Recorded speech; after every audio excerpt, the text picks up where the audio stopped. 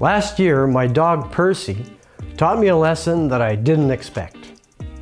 I was out walking him one day, something I've done countless times. At one point, I got distracted answering a text from a friend while still holding on to the leash. So that leash somehow slipped underneath my foot as Percy kept going in a different direction.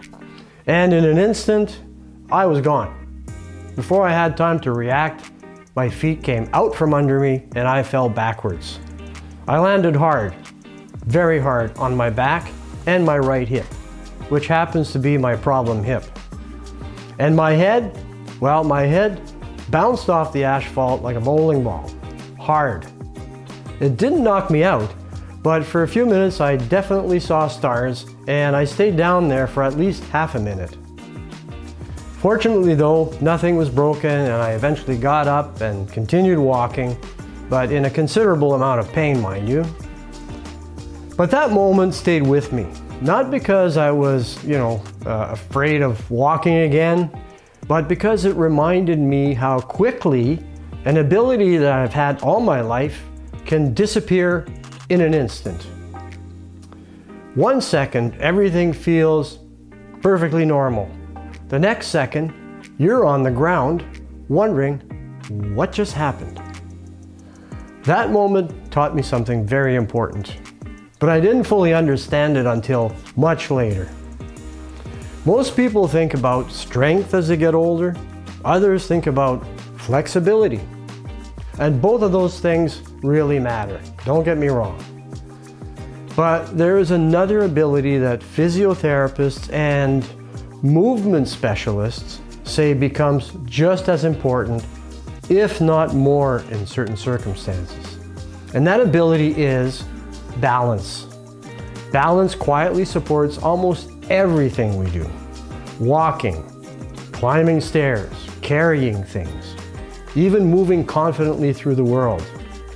So stick around a little bit and I'll give you some tips on how to keep consistently good balance as you get older. Now, the interesting thing about balance is that it's not just a physical ability. It's actually a principle that shows up everywhere in nature. Now, you might think that this is kind of boring, but trust me, it's not. When you begin to notice it, you see balance all around you. Day balances night. Winter balances summer. Rain balances drought. Even weather systems depend on balance. We've all seen it. Differences in temperature and air pressure constantly adjust themselves so the atmosphere can remain stable. Rainy days, sunny days, windy days, calm days. The natural world is always working towards equilibrium. Ecosystems depend on it as well. Predator and prey maintain balance in animal populations. Forests operate the same way. Growth and decay happen at the same time. New life appears while older life returns nutrients to the soil. That balance keeps the entire system functioning. Even the continuation of species relies on balance. Male and female, two complementary forces working together so life can continue. And interestingly enough, the human body works in a very similar way. Physiotherapists often explain that balance in the body is the result of several systems working together. Your muscles, your joints, your inner ear, your vision, and your entire nervous system. Your brain constantly receives information from these systems about where your body is in a particular space. Then it makes these tiny adjustments hundreds of times every second to keep you upright. Most of the time we never notice it. It just happens automatically until something interrupts the system. So my fall with Percy. Balance behaves very much like a skill. Movement specialists often say the body adapts to whatever demands we place on it. If we continue challenging balance, in other words, practicing it, the body keeps adapting. Muscles respond faster, coordination improves. The nervous system becomes more responsive. But if movement slowly disappears, those systems begin to lose sensitivity. That's when people start feeling less steady, less coordinated, less confident. And when confidence drops, we all know something else often follows. People begin moving less. They avoid certain activities for fear of losing their balance. Steps become overly cautious. And over time, that hesitation can lead to something much bigger: disengagement. The good news is that balance can be trained. I did promise you some tips on how to keep and improve your balance. So let me show you a few simple ways to challenge and practice the skill of good balance that almost anyone can try. One of the simplest is just standing on one leg. Just lift one foot slightly and hold your balance for a few seconds. Now, if that becomes too easy, try closing your eyes. You'll immediately notice a difference. Another simple drill is walking heel to toe. Place one foot directly in front of the other and walk slowly and carefully. This challenges coordination between muscles and the nervous system. Another useful movement is shifting your weight from one foot to the other in a slow and controlled way by lifting the other foot. Your body is constantly making tiny adjustments.